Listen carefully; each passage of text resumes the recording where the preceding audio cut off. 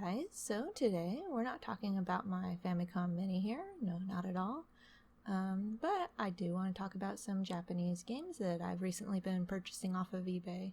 So I've been actually getting loose cart Famicom games. See here, my little copy of Twin Bee. These are after I cleaned and labeled them. I used a little P-Touch there just to put a label on them, so that some of the ones that just have the Japanese rating I can rate, and then some of them on the spine you can't tell what they are. Very useful. So I've been playing these with my Retron 5, and the Retron 5 is pretty picky, so you do need to make sure that you have very clean carts. These were in good shape, but still the contacts needed to be scrubbed up a little bit. 30-year-old games do get muck on them, and you just use like a little Q-tips and lint-free rag here, and it works pretty good. So we're going to be checking out some of my new games, so stick with me. We're going to do that little unboxing right now. So let's get our first box open up here. I'm very careful with our scalpel here. I like how my work table looks like an operation room, so we're just kind of slicing it open and to unveil some nice packing peanuts. So let's get a trash can handy and get rid of those, because I have no need for packing peanuts. What I found with this particular seller is they sell a large quantity of these carts to North America, so they know what they're doing as far as shipping. Box isn't damaged, everything looks pretty good. And here we see Wagonland too, which I simply labeled as Dragonland. So let's get these carts out of the way. And as you can see, there's quite a few different varieties of Famicom carts here. We'll get a good look at those as we look at them individually. But let's get box number 2 open here. And we slice this one open too, along the side. And it looks like this seller had a little fun packing this one, because we're greeted by a nice little cart rainbow here. And that's one of the neat things. I really enjoy the variety of colors carts that the Famicom came in. These are really older carts, so a lot of them had dulled and discolored a bit, but they're still looking pretty good. So let's get these stacked up and kind of organized here and out of the way. Oh, some more peanuts at the bottom to keep the cart safe. There we go. And I tried to get games that looked like they were pretty text light and easy to figure out and play for North American players. So hopefully my quick scan through of all these was beneficial. And also all these games were each under about $3, and that's including shipping. A couple of them might have been like $4 with shipping, but very cheap and very reasonable. So let's look at them individually now. Alright, so checking out first, Castle Excellent. So my order is just by the rainbow, so we're just going to be going through these carts in no particular order. I did label the spines with the P-Touch labeler. This is the first one that I did label, Castle Excellent. And moving into Adventure Island here, and that's the first one. Its title is a lot longer than just Adventure Island, but I'm not gonna massacre that by trying to say that. And we'll be moving into Ayaki, I believe. No, Aki. Yes. So some of these games, what I did was I just kind of did a real check of the gameplay and said yay or nay. And all these early ones, they were under $1 to get, and I was willing to take that bet with them. And we're moving into Dr. Mario. I got my Game Boy version of this during Halloween when I was too sick to go out. So I always have fond memories of being sick with Dr. Mario. And then moving into Mag Max, which is a pretty good little space shooter. You can get the North American version of this game for pretty cheap still. It's a fun little shooter. I actually like it. And it has some pretty cool art on it. Wish its cart was like purple or black though instead of white.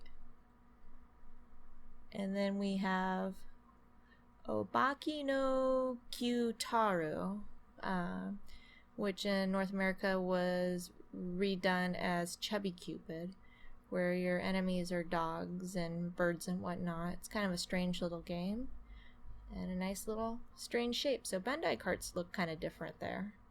And moving into a pachinko, so it's Pachinko.com. I like pachinko machines, or just the idea of them. I don't play them or anything, but I just kind of like them. Like my favorite Price is Right game is Plinko. It makes me think of that. So I got a couple of those pachinko games. Very simple. Moving right into Load Runner. Pretty early game. Pretty simple. And this card's actually in really nice clean shape. I'm pretty happy about that label. It's in good shape. Yeah. And then moving into, let's see what we got. Pinball next. This one's a little more worn. Also an earlier game, 83. And these cards, I'm just surprised at how nice they look. Of all the cards, like you go through a lot of the North American ones and they're all scuffed up. And this is Dynamite Bowl. I kind of got this one on a whim. My family enjoys the bowling games. We'll see if this one's kind of interesting. And then we're going into Pachinko-kun 2. So it's like a pachinko game with characters and a story. At least that's the rough idea I got from the just a brief look at the gameplay. It'll be interesting to see if those are even playable. And then I got Pachinko-kun 3. You get to be a little pachinko ball going on adventures, earning money. Yeah. And then I thought this game wasn't on the mini, but it actually is. The original Mario Brothers. It's a nice little orange cart there, super cheap. And moving into, let's see, what is this one here? Formation Z. This is another shooter, I believe. Another little space mecha shooter. Yeah, very bright card. I like the ones that have the gameplay label on the back. That's pretty cool. And the art's pretty neat. And then we have Penguin-kun Wars. This one has discolored to a nice chewed bubblegum color. It was originally a very bright pink.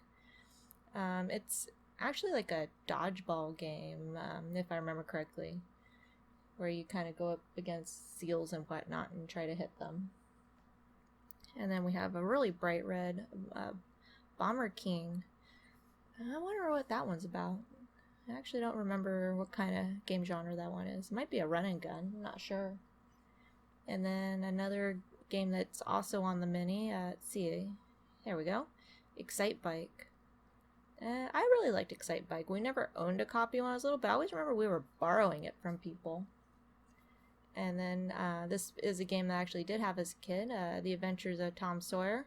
I just like the cover art. It's really weird if you look at it. It's like a picture of like dolls or something. That's a little discolored, but still I'm pretty excited to have that and see if there's any differences. And then we have Argus, another space shooter there. And I just like the picture with just the gameplay. You know exactly what you're getting there. And then what do we got here? That's a Kid Ninja game, I believe. And another Bandai cart. The little grips on it. The label's in pretty decent shape. Nice clean one there. And our next one is it King's Knight? Let's see, where are you? There you are. And we'll see how that one is. I don't believe it's an RPG. I think it's more platformy, but I could be wrong. Then we have Field Combat. I really like that little label there. It just makes me think of 80s anime and that particular style. And then let's see, Exeron. And then what are we moving into here? Is it Wrecking Crew we have here? Yes. I really enjoy this game. I'm not good at it, but it's a fun play. And a little discolored cart, but it's okay. And then we have Hector 87. I have no idea what this one is. Is it a space shooter or is it like space? There's ruins. I'm not sure. We'll have to check that out. And then Astro Robo Saga. We got robots, we got spirals and planets, all sorts of strange stuff going on in that label. And then moving into Star Force. Another space shooter, I think? Maybe. Not 100% sure on that one. And then Earth Fighter. Yep, Earth Fighter. And where do we have it? And then Wagonland 2, which is, I think just Dragonland 2. I'm not sure why it's a W sound there. But this card's really long, and it comes with a cool little kid sticker down there. So someone must have put... I'm not sure if it came with it or not. Oh well. And then Ninja Jaja Maru-kun. Yeah. This one had... I tried to remove that. It didn't really want to go. Maybe I'll have to use the dry erase marker trick, maybe. But if it doesn't come off, no big deal. And then Ninja Haruto-kun? I definitely didn't say that one correctly. Sorry about that. That's another little ninja game there. And then my only gold one that I got here is a Dragon Buster. It's a pretty cool cart there, a little faded. And then Family Circuit, just a very basic early little race car game. And then another shooter we have here. I'm not sure what the numbers on it mean, the 03. And what do we got here? We got Family Tennis. I like the spine labels. They look so cool. It looks like they took a little extra care in making them. And then Galaga, a nice classic one. It'll be cool to see how that looks compared to the more up-to-date one I have on my Steam account. Probably exactly the same. What can change with Galaga? And that one is Legend of Cage. Like a samurai rescue game of some sort. And what do we got here? So this is Goonies 1. The Goonies 2 came out in North America, but not the original one. But look at that label. Ignore the writing on the back, but look at that art. Isn't that great? Looks so cool. Really neat looking label there.